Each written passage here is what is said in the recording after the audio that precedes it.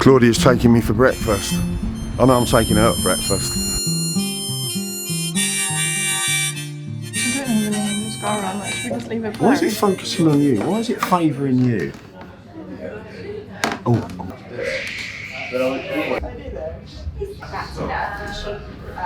Stop fixing your hair. Look. This is your look. This is what you do. This isn't.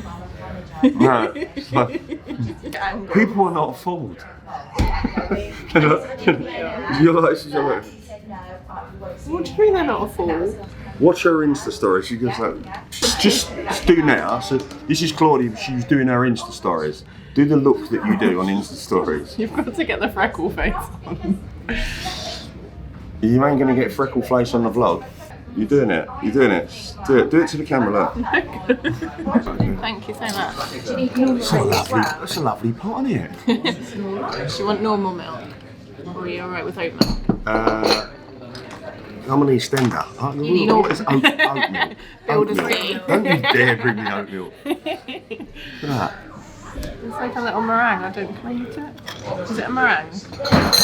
Nice. Take it off him. It looks like a boob. You look like a boob. Everything she's eating, she's got to put in this app. Claire's doing this as well. Mini meringue. Every single thing that she... 19 calories. Yeah. It's really good. I really enjoy it. It keeps me... It's like the one thing I can control. Right. How many weddings have you got this year? 29. Alright. Tell your fans. Talk to the camera. How do you get 29 weddings? From being amazing. You see the interview David Bailey. Have you ever seen the interview David Bailey did with Andy Warhol? That's awesome. You can get it on YouTube. It's about an hour. And Warhol was renowned for not giving interviews. And he went out there and he ended up sleeping with him. Not sleeping with him, but sleeping in the bed with him. And then eventually, that's what he had to do to get him to relax. I'm not saying... no. Do you like my hat?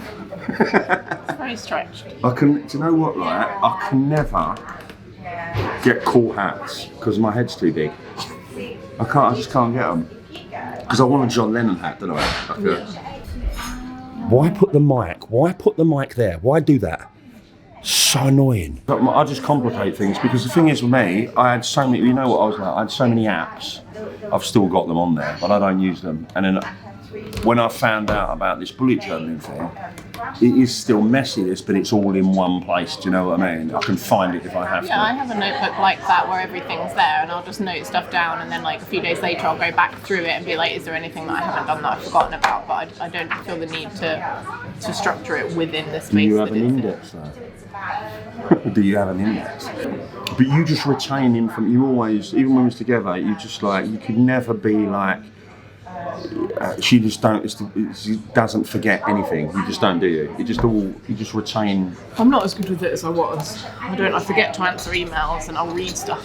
I'm nowhere near as like efficient with things as I used to be. And it annoys me to a certain degree that like I would never allow clients to ever like chase me up about anything, but I get it all the time now, which is not really great. But I think because I'm on the go so much, I'll read stuff on my phone and then I'll forget to flag it. Or that's really I've got interesting. WhatsApp and Instagram and Facebook. I've got so many different ways that people are getting in touch with me, and I'll kind of just forget it. And I think like what I should do really is like I want to be of service all the time. I want to be contactable. I want people to be able to not have any barriers about getting in contact with me, like especially my clients, but then it's all over the place. So it's almost about like just sitting down and creating a structure around absolutely. like having like a check-in. I'm going to go through all of my... It's all about social media, right? Because we have to do social media. We've been on it pretty much since the beginning, right? Yeah. Like the beginning in terms of, because although I'm a lot older than you, we was kind of started out. I was probably a year or so ahead, right, in terms of weddings. So it was both in like Facebook, Instagram, that kind of thing. Yeah. We both, especially in recent times, listening a lot to sort of podcasts. Gary Vaynerchuk, Gary V, and he's talking, because this is one of the things I did a lot of mini workshop yesterday actually, and I was talking about we were talking about social media, just having a dialogue. What is your take on his, or in alignment are you with his take on quantity these days being so important? Because because our thing was always quality. Quality is the most important thing, and obviously it still has to be the priority, surely. Yeah. But what about that? Thank you. What about the? Because he's talking. I don't know. He is very gregarious in his. He tends to exaggerate a little bit. Like what he's saying to people that you need to be posting around about 100 pieces of content a day. I think it just comes down to your why, though, doesn't it? Like, I think for where he wants to be, that's a necessity, because he's very aware of that he wants to, take over the world in the industry that he works within, and a lot of the people that are drawn to him are people who want to have that absolutely. sense of significance and want to have people aware of them. I'm still not really 100% sure. No, absolutely. I understand what you're saying. Sorry to interrupt. And what I'm sort of, I am talking to this really in relation to people who want to make money from it. That's what I'm saying. Like, this conversation I had yesterday with the guys was that, like I said, if you want to be an artist and you're not really that, and you're doing it as a hobby, then just, posting a few pictures here and there. There's a girl, friend of mine, who's basically starting out, and I said, how many images are you posting? She said, well, a few a week. So for me, that's pretty much a waste of time in terms of, in this day and age, unless you surf an accident, or you surf an attain by accident. I mean, when does that happen? I think you need to facilitate it, making it easier for people to find you and for people to. I think I've double sugared this.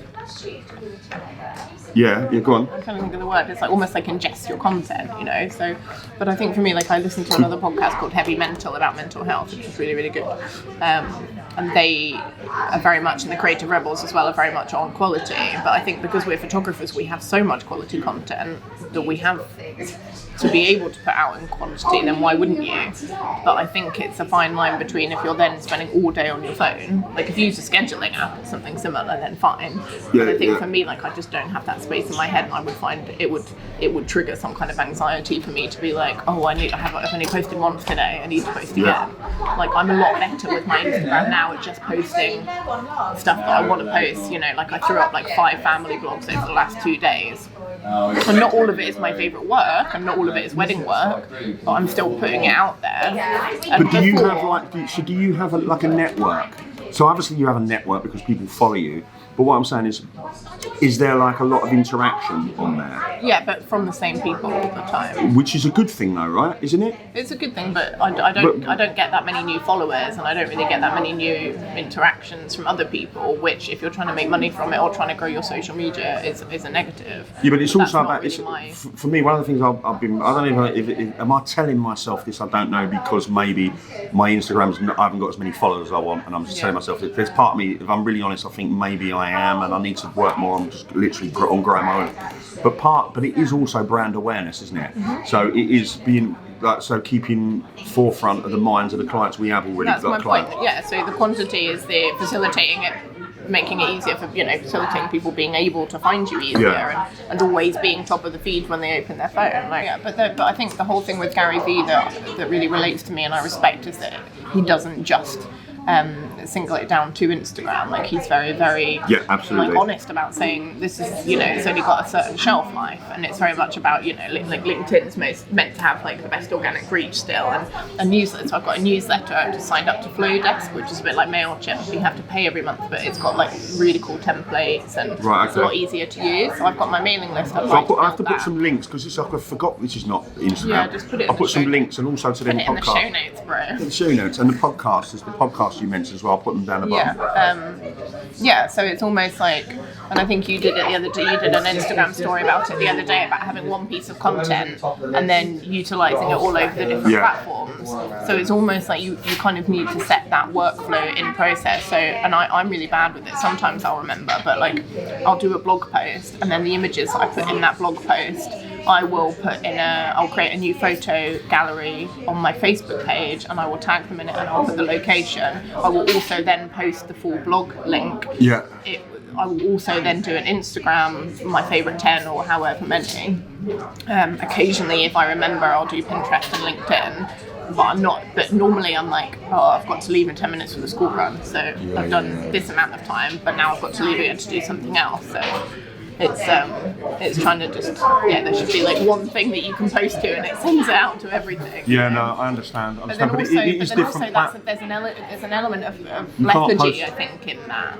If that system existed, because I think it's about being conscious with what you're doing. So if you're just looking for quick wins, i.e. posting on one thing and it sends out to everything, you're then less likely to check back in and actually engage with the people that have engaged with you. Like Gary Vee says and Chase Jarvis says, like they read all the comments and they reply to people. And I think if you're not doing that, I think Gary Vee said in some podcast I was listening to recently, like, dutifully, if you're not getting back to the people that are giving you attention, what's the point? I heard that as well. Yeah, I watched that. Like, it should be a conversationalist, you know, like that's the whole thing about even the Instagram pods. Like, I was in one recently, and it's just, I don't need other photographers to be commenting on my stuff, and it's like trying to trick the algorithm in a sense, and I'm grateful to be in it, and you know, it's enjoyable looking at these pictures. But one of the reasons I have this other Instagram account, Reflection Features, which for me is like my little like hub, and I have a fitness one as well, but that's my hub of like the stuff that I actually want to see on Instagram, because I feel like if I'm not commenting on other photographers' work, that when I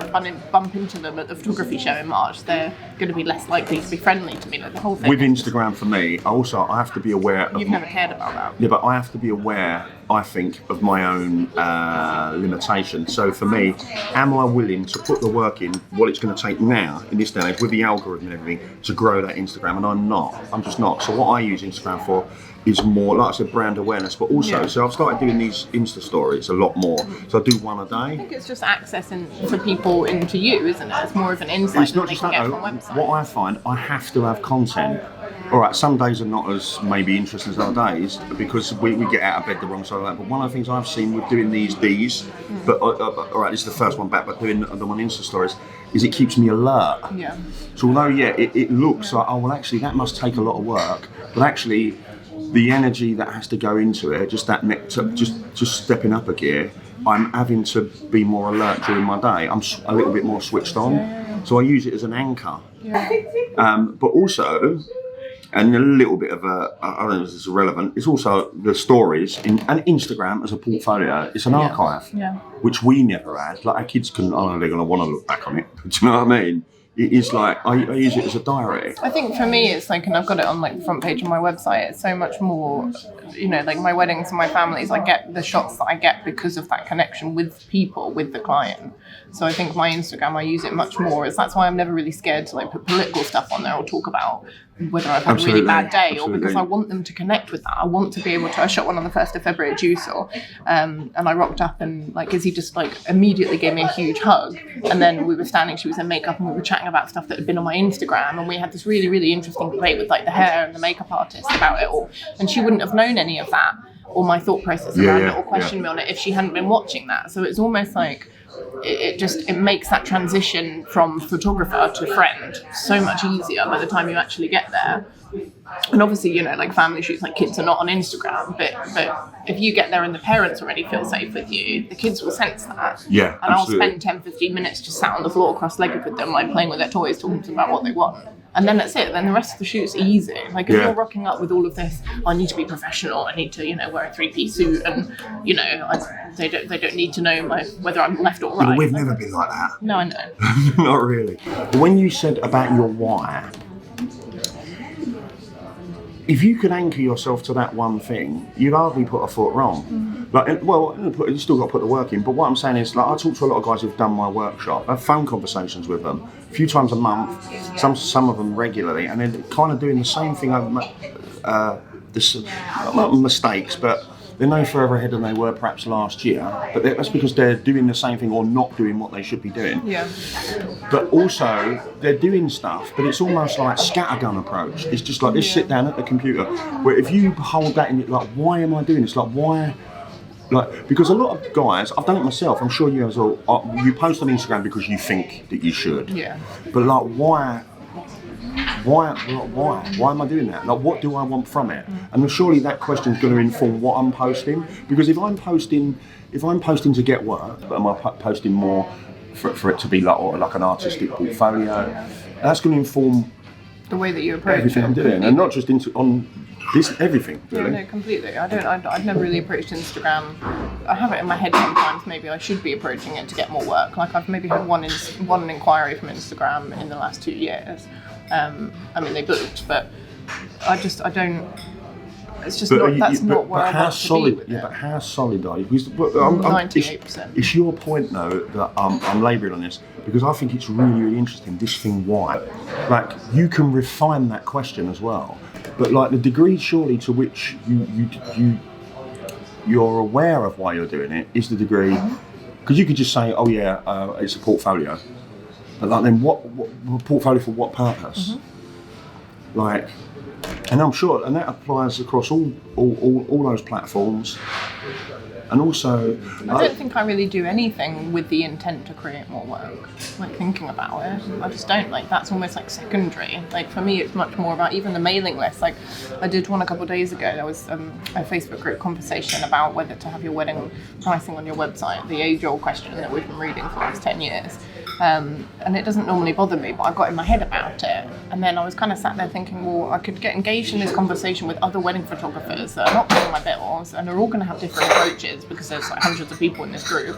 Or I could just ask the people that have actually paid me money whether they found it helpful that I have my pricing on my website. So I did a mailing list and I just put the question in there. Makes sense, yeah. Yeah, and it hit, and I had 10 responses from brides that have actually paid me money saying 100% if your pricing wasn't on there, you know, I really liked that it was so upfront and that you were honest about it and it made that connection easier. It's all about connection. Always. Oh, so your price is on your website? My price is on my website. Okay, yeah.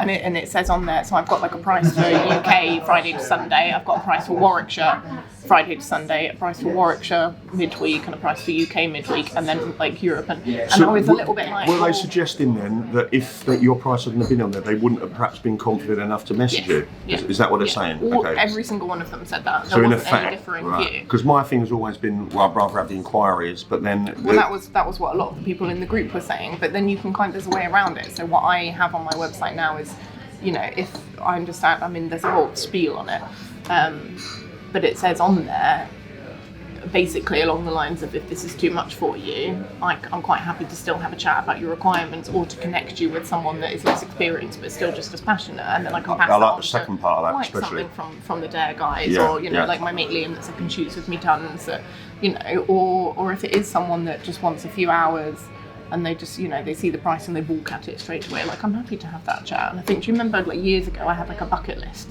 on my website, so on my pricing page I had a, if this is too much, have a look at my bucket list. That's I right. had so many people from there being like, yeah, I am doing this kind of thing, and it facilitated me at that time shooting more of those kind of weddings I wanted to shoot because I would drop the price for it. I don't necessarily need to do that anymore because I have all of that in the portfolio, but I think just, you know, but my point going back to was that it's about the mailing list I'm using just for that connection, and I had incredible feedback from people that all consistently 100% said, no, I found it really helpful. Or I had Izzy message me this morning and said, one idea that you could do is to have a link to a download brochure so that you're still capturing their email address. Once they get the brochure, they still see the price, but you've still got their email address, so you can then get in touch with them. I like that. So I think you can use Canva and that kind of thing for creating brochures, and you can upload it onto the site. There's so many different things that you can use to do that kind of thing. But then you're still, you know, and potentially, I don't know how GDPR would work into this, but you could still then have that on a mailing list, you know. I mean, I have like a mailing list pop-up on my website that comes up, I think after 5 seconds of being on my website, that kind of says you can sign up to my mailing list and get wedding ideas and tips. And right, okay, that's cool. At the moment, I just don't have any time to write the kind of blog posts, like informative blog posts about weddings that I want to write, that I used to write a lot. I just don't have time. Like, I spoke to a copywriter about the idea of doing it, but again, it's money. absolutely. You have to prioritise at the end of the day. So, but also I think I'm a lot better this year at working out that I don't want to burn myself out. So I'll sit down in the evening sometimes, I'll put Jessie to bed, and I'm just knackered. And it's like, I could do this, but it's going to be half-assed. I'd rather just go downstairs and sit with the dog and watch the TV, and then the next morning go to the gym, get back home and work, and it's just so much better. So I think it's all self-awareness, isn't it, around everything, like around what your why is, around how much you can handle. I think what's happening for me at the moment is that, I mean, we had a conversation a while back, and it really shifted something for me where it was where we was talking about Churros. and it was all we was talking about this morning, actually, like having a re-insight. It's not something I didn't know, it's just something I remembered. We're talking about weddings. If your attention's not on creating weddings or you don't want them, well, they're not going to manifest, are they? And for me, what I'm going through at the moment, after years of shooting weddings, is transitioning into. I mean, I'm kind of solid in the training that I want to do training because I love doing the Dare workshops. I love that. But I'm not sure I don't feel as anchored or as certain as I did. Remember when you met me, I was certain. I wanted to shoot weddings, I wanted to be the best wedding photographer. I knew what I wanted. Everything fell into line. I didn't even have to worry about how it was. I didn't think too much about how I was going to get it. I was so determined. Like Viator I talked about, nothing was going to stop me, nothing. Well, that's giant. I mean, I don't. the podcast I still have that. recommended I still to have. Let me just. I will watch it, but I have my certainty and my confidence. It's just not directed anywhere. Yeah. That's what's happening to me, because I think I had no fear back then. It's not I fear. I'm just a little bit apprehensive of going so far down another path, and then I was certain that I wanted to be a wedding photographer. I wanted to shoot destination weddings. I knew how much money roughly I wanted to make. Yeah, but do you think that there's an element of you feeling like you shouldn't have been certain because you're not certain anymore? I think my certainty, I proved to myself in the last month, because I was starting to get a bit nervous. Like, have I lost my edge in terms of being able to create? And I thought, well, I need to. It was back the conversation we had in the car. You probably don't remember it. It's a few weeks ago, and I created. So I created. I set myself, like I used to, a target, created it. So that's still there. So I have certainty that I can manifest. That certainty has to be velcroed to energy. The film of all time. Hang on. Because you know all of this stuff informs your photography anyway. Yeah. I think Blade Runner still, the original one. Blade Runner. Turn-ons. That's what they say in the film. That's what he says to her. Confidence. No, you've got to say an actor. Or she said Mickey Rourke. Where do I start? Put a true romance clip here. Just a reminder to yourself. Put a true romance clip. Alabama here. RDJ, always. Who? Robert Downey Jr. Robert Downey Jr. Right, women, if... Blake Lively. What's the other one that he married? Scarlett Johansson. Zoe Kravitz. Charlize Theron. I do agree with Clarence though, in True Romance. If I had to, it'd be Elvis. What male? Yeah, because Elvis is just the best looking man that ever lived, ever. Fact. It's a fact. It's irrefutable. Okay, it's a matter of opinion. Okay, favourite book of all time? Geek Love. Fiction, right, Geek Love. Non-fiction. Either White Heat, Marco Pierre White, or Kitchen Confidential, or Don McCullen's autobiography that I'm rereading again. I've never read that. Never read it. Don McCullen's? No. Yes, you have. I haven't read it though. I've never read it. I think I've got it at home. Maybe you've got that copy. Probably. What I was going to say, favourite photographer, apart from, obviously, now favourite photographer. Ollie Sanson. Biggest influence on your life? Ollie Sanson. Favourite photographer, Ollie Sanson, always. Still. Ollie Sanson, okay, alright. Okay, yeah, Ollie, he's awesome. What informs your photography the most, do you think? Like, so for me, it's film, right? I think. It's where I get most inspired. Films, movies, that kind of thing. It could be that, but if you had to choose one thing? I mean, connection, but you can't really, it's not really like a thing, is it?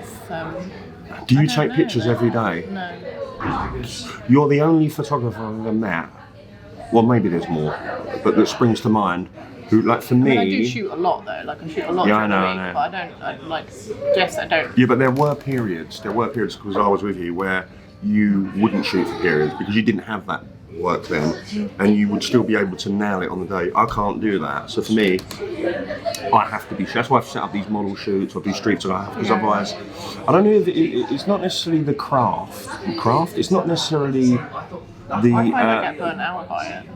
No, see, I never had that.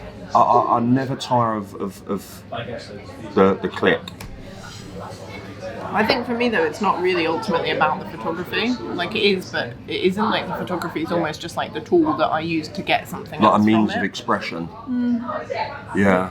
Or a means of connecting. I don't know, I keep I was banging on watching- about connection, but I've always been into David Bailey, but you go through periods, and I've been back into Bailey, like just trying to sneak out, just like find old interviews. I found a few. There's not that much online of him, really. I did find something like that with him, a part of the shoot he did with John and Yoko, and the dialogue they were having. And I saw Lennon in a totally different light, where he was just so with Yoko, he touched it. It was just like it's so like arrogant, and Bailey's just looking at him as if to say, "Who do you think you are, mate?" Do you know what I mean? Don says that in this book because he shot them a little bit, twice I think. Yeah. He said, and he said that he was standing in their apartment, and Yoko was a little bit like, "Well, why are you standing there? You should be standing here."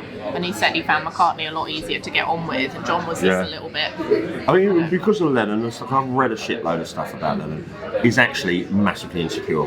That really, always, and that jealous guy song is very light-hearted. Really, this is a song.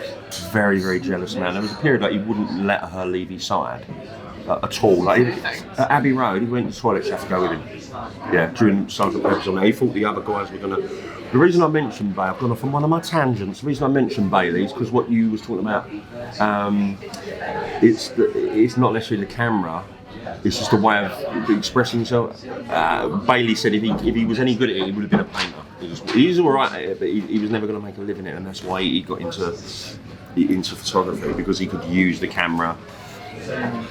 Anyone can use the camera, really, but anyone can click, can't they? But it is just a tool, really, isn't it? It's what's inside you and what you're trying to express.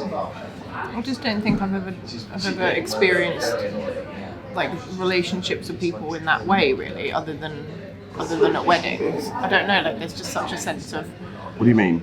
There's just such a sense of like power to it. I don't know. Like I remember Sling asking me like really early on.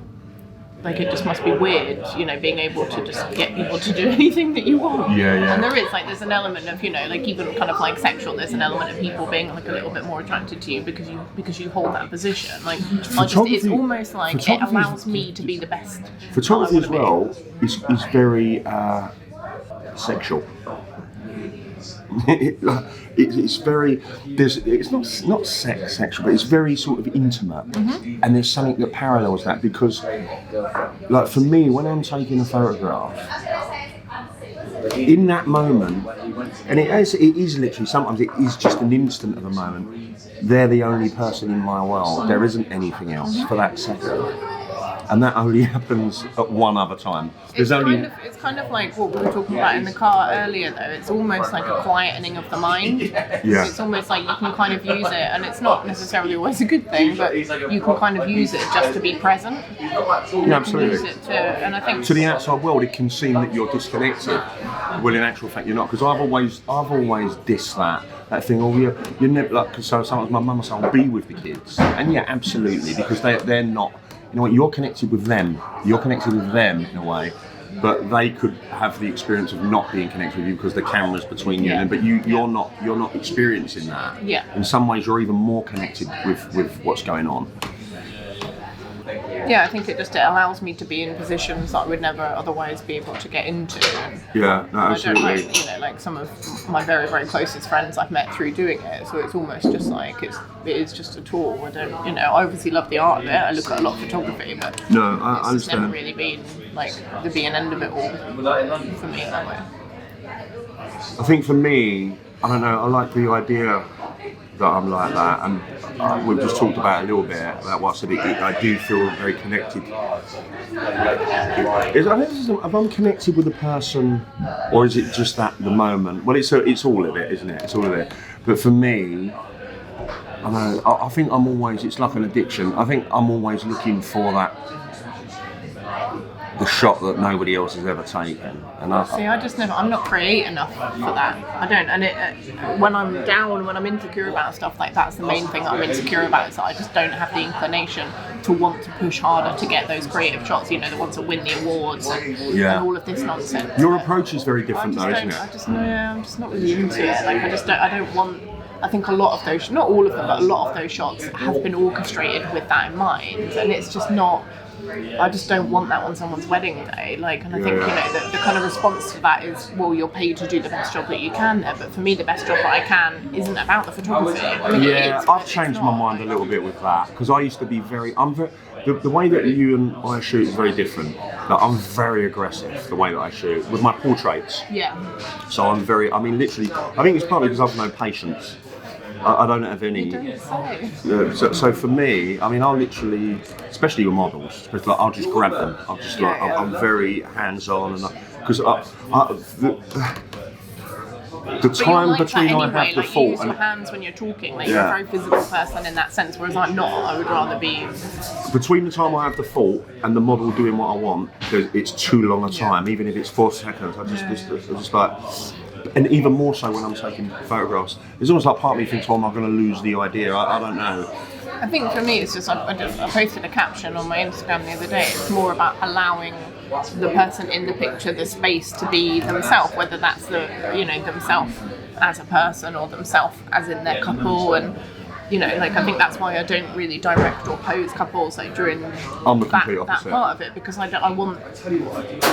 don't feel the need to like encroach on how they are together. Yeah, I want to just allow them the space to. And it is a bit awkward. Like I did a pre-wedding shoot yesterday in the Morgans, and I said to them to begin with, how do you feel about it? And Sophie was a bit like, well, I'm not really sure what to expect. And I was like, just don't expect anything. And you don't have to make up this thing in your head of what it's going to be like. Like, just go with whatever's happening. See, and if you're not doing something right, then I'll change it. But all you need to do, here's a nice thing. I can see in my head what I want. So there was a bit, and the hills up here, and they're kind of silhouetted against the sky with the dog. Just go and stand there. It doesn't really overly matter what you do when you're there. No. I mean, for me, I'm not really into the. I was listening to Annie Leibovitz was ages ago, and she was talking about how she's not really that interested in her subject being comfortable. She's not bothered, and I'm not. For me, see, I really respect that view, but it just doesn't work. Yeah, no. For me as well. That the only thing really I do that I was supposed to be natural is street photography. But for me, I used to be more like when I shot weddings years ago. But for me, it's almost like I want it to be stylised natural. And I'm quite shallow really with my photography. I mean, I can't take pictures like yours they're quite sensual, very sensitive. My work's not. I'm very shallow really, I just want it to look cool. Yeah. That's it. I wish I was more like that. I mean, what I'll do though, I will get those shots. But it's almost because I'm shooting, and then sometimes I'll slow down and then it will be. I tell you when I am a bit more like that, if I'm at a wedding and I'm shooting, it's always older people, like really older people, or kids. See, I'm the opposite. I think with older people and kids, I want to get more in their face. I want more rawness from them because it's easier to get that. Maybe. I think I've got all my backups like on my Dropbox on my phone, and I think it's really interesting like going back through previous years, especially when I was more involved in Dare and that approach of kind of being daring and getting into those uncomfortable spaces. Looking back at those images now, I just feel like I was not compromising because there's there's some images that I'm really proud of, but almost just like the person doesn't perhaps look their best, and I think a lot of those like Fearless Awards that then go viral. Actually, if you were that person in the picture, you probably wouldn't necessarily want that picture of yourself to be out there because a lot of the time it's quite shocking and it's quite Martin Parr and it's which is we're good. Thank you so much. What's time now? Because I might have. No, we're fine. I've got time for another drink. Yeah. Can I have a cup of tea, please? English breakfast or a pot of tea, however it comes. Yeah, do we do a pot? Yeah, the tea for you? Yeah, that would be great. Can I have some oat milk there, right? Yeah, thank you. Thank you. The video you did, your slideshow. Do you know what I loved about that?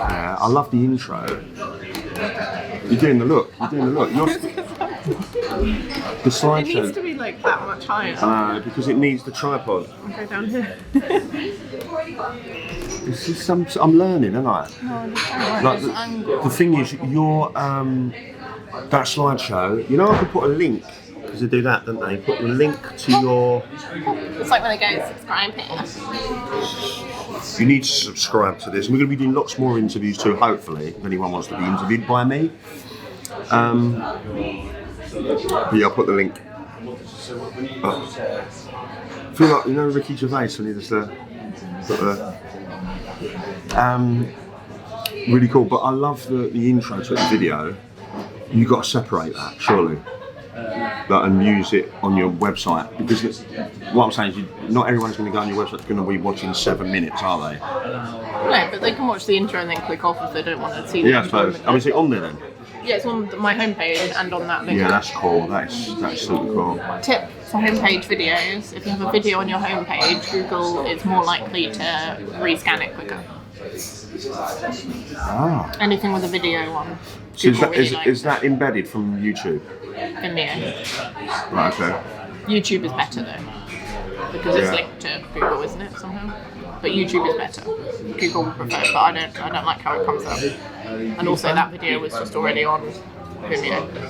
But yeah, if you have a YouTube video on your website, Google is more likely to recrawl it quicker.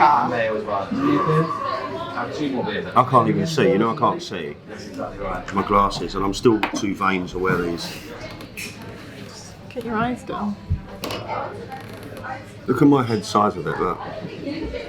The guys want to know as well, because photographers love photographers asking the photography questions as well. They want that stuff as well. So, right, favourite lens? It's your favourite lens, Claudia. Come on, you can... No, there's too many nuances to this question. I think actually at the moment it's my 85. Really? What is it? So are you back on Canon? No. Sony 85. How much does that cost? The 85? 500, 600? Right, so did you say, right, 85mm is your favourite lens? So I couldn't live without a 35. I love. Thank you so much. No, I love my 35. I don't know. It's just the because I've only got the 1.8 because I don't want 1.4 because it's too heavy and therefore I might as well just shoot on Canon. The 1.8, like the bokeh on it is just really nice. Like at 1.8, it's just much nicer. Yeah, okay. And I kind of I don't know. Like I feel like I'm shooting closer a lot. Right. Oh shit. Yeah, we get a lot of. Oh, it's so hot. Right. Right. You shoot quite a lot of destination weddings. I forgot what I was going to say. Destination wedding. Yeah. All right. Forget about. What's your favourite place you've been to? Abroad. Shoot a wedding specifically. All right. Yeah. Work. Does it make sense? Where it surprised you and you thought, but you might, because like for me, Sri Lanka, I never really thought going to Sri Lanka, and it just totally loved it. Yeah. But I never really thought. What about Bali? Bali was a beautiful, beautiful, beautiful wedding, and it could have, because it was one of those hotels. It could have been anywhere. It could have been a nice hotel in Thailand. It's kind of very similar. I think like, if you're going to Bali, unless you're going into the Gili Isles, like more into like Lombok and that kind of thing, it's kind of much the same. I love the Seychelles. I wish that I'd taken more like personal pictures there. I didn't really take any. New York, I think, probably is still my favourite, that elopement that I did. What, the first time you went to New York? I love New York. When we went to New York. I just think it was just everything that I wanted, like it to be, you know, like rooftop, town, like Didn't you go city over, hall. first time you went there, didn't you go on that really shitty little plane where you did some like, you had to do crop spraying on the way over and all that? I thought you bought a really cheap flight. Oh yeah, I did. I went by Canada or something. Oh, right, Went okay. on, like, but it was nice. It was Norwegian Airlines and then Lufthansa or something. If you had these as two options for the whole rest of your life, be on a desert island on your own, or a desert island that's packed and you literally can't move for the rest of your life. Okay. Favourite restaurant you've ever been to? In terms of the food or the experience of being there? Everything. It's because it is everything, isn't it? It is an experience. I mean, that sushi thing, the boat of sushi when we first got to Miami. Oh yeah, that was nice. That was the experience, though. That was No, amazing. that was the sushi. That was massive. Do you remember that? We were so pissed, weren't we, on the plane? We were so pissed. I think that restaurant that was in someone's house in Barcelona, remember Courtney and John's wedding? Yeah. At Jessie. That restaurant was amazing. It was just like in a warehouse, and it was some incredible chef that like had started a restaurant in his house, and you had to, like, at the time it was quite secret, and you had to, I don't know, that was amazing. Like, food experience. I don't know, I've eaten in a lot of nice places. Yeah, me too. Afternoon tea at the Ritz. I've eaten a lot of nice places for work as well, as a consequence of doing my job. What, Did we not eat at the Ivy once? Did you not shoot a wedding at the Ivy? I've shot two weddings there, but I don't think I've eaten there. I'm pretty sure we did. Pretty sure we had, I mean, it wasn't like full 3 courses, but... Isn't there 2 Ivies though? Yeah, there's the Ivy Brasserie and then the Ivy. What's the best one? The Ivy is I like probably the shot in the other one. No, you didn't. That was the Ivy. It was I've been to the original raffles Ivy. though, in Singapore, that was a long time ago. So it was alright. It was dear. I know. So I spent more money there. This is we're getting off now, aren't we? Right, should we shut up shop? Tell them to subscribe to my channel. Subscribe. Yeah. And I'll put Instagram and all that stuff. Anyway, I'll do an outro later. I'm turning to the You are the hokey. Well, you was very good in your play.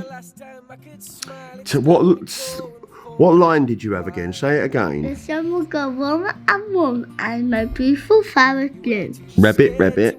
And what song was it? Oh, which one? Rupert and the... Oh no, not for the frog chorus. Boom, boom, boom, boom. Boom, boom, boom. Do, do, do. Well, we did an interview with Mummy today. So you tell everybody, we're going now. Say goodbye, wave goodbye, say. What are you doing? Full feet.